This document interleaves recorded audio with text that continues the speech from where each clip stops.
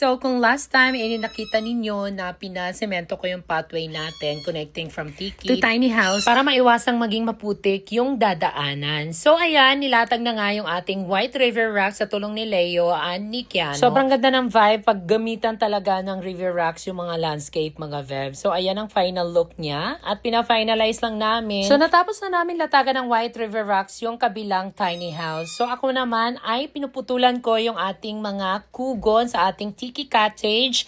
Bawat kasi tiny house ay merong Tiki Cottage sa labas para convenient at meron silang tatambayan. At palitadahan ko na rin yung likod ng ating tiny house para na rin latagan ng rocks.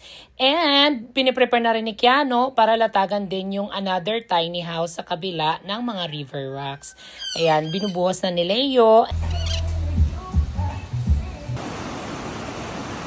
So ngayon, ayusin natin ang paglalatag ng ating pathway or steps na concrete dito papunta sa ating tiny houses. Para i-connect naman ito, gumamit ako ng sira naming takip ng kaldero para ihulma dito sa naiisip din naming another design. Gagawa kami ng round steps. Pagkatapos namin bumutas sa lupa gamit ang aming hulma ang takip ng kaldero, ayan, nilagyan na ng concrete at ako naman ay kumuha na ng dahon para ihulma ito. Parang magsilbing spike. Magiging madulas kasi kung walang spike yung ating steps. So, ayan. Inilatag ko to isa-isa sa bawat natatapos nilang kinisan na round steps. Gumamit ako ng iba't ibang shape ng dahon na makikita lang dito sa The Island Nature Spring. So, tuwang-tuwa nga ako sa paglalagay ng mga dahon. Baka nagtataka kayo kung para saan itong round steps. Yung round steps na connecting from the main pathway going to the back of the tiny house. Para maiwasan yung pagpuputik ng mga paa.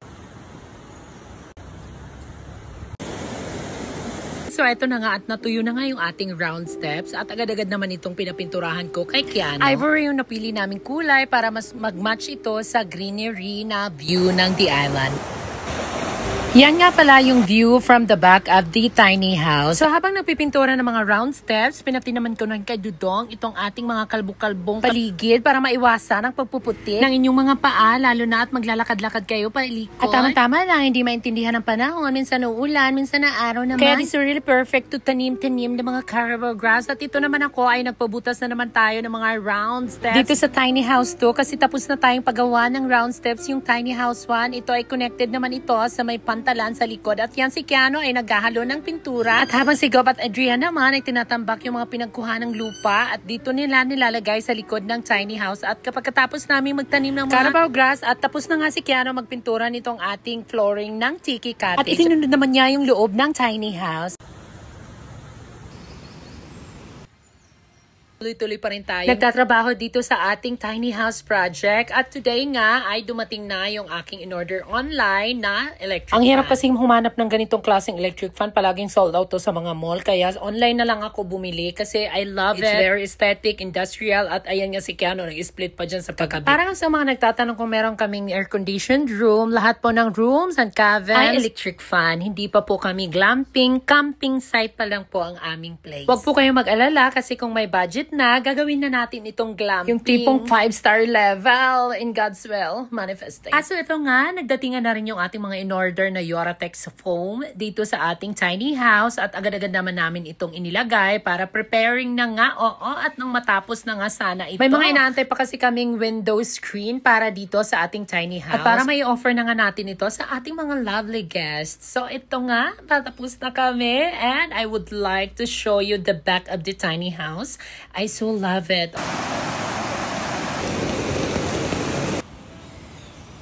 So, eto na, konting kembot na lang, malapit nang matapos yung ating mga tiny houses. At eto na nga, ay kinakabit na namin yung mga ilaw dito sa ating Tiki Cottage. Kasi bawat tiny house ay meron ang Tiki Cottage. So, ito, pinalitan ko rin ng ilaw kasi I like the warm white. So, eto na nga si Christine, ay binibeddings na yung ating mga bagong tiny houses with our new beddings and new foam of Yoratex. At ito, tumutulong din tayo para mas mapadali. So, dalawang kama ng tiny house, merong loft type bed. At may kama din sa iba. So, Each tiny house can accommodate up to 4 packs. Guys, ang mga nakikita ko sa mga comment section about dyan sa siwang sa itaas, huwag kayo mag-alala guys, meron dyang window screen. Kaya hindi ko pa ito may offer sa ating mga guests kasi inaantay ko pa na may deliver at may install. At heto na nga, nilalagay na natin yung ating coffee table. At sabi ko nga, ay may kulang yung room number. Yes, oo. Sobrang ganda ng vibe guys. At tuloy-tuloy pa rin si Dudong sa pagtatanim ng mga caravel grass. At habang ako naman ay tinatanggal ko yung mga tulo-tulo ng mga pintura sa sahig. At naglagay din kami ng duyan sa likod ng tiny house.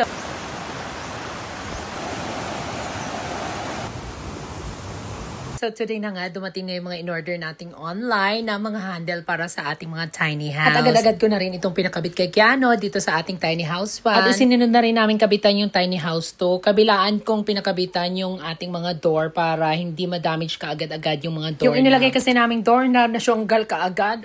Kasi nga yung iba, akala nila nota ang hinahawakan nila door na. Alam niyo yung vibe pag pumapasok ako dito sa tiny house? At home talaga ako mga vibes. Yung tipong gusto ko lang maghilay-hilay, humiga-higa, matulog ng bongga. Yes, yung tinuturo-turo kong siwang sa taas. Lalagyan pa yan mga web ng screen. Huwag kayong mag-alala. Nagwawala na agad kayo sa comment section.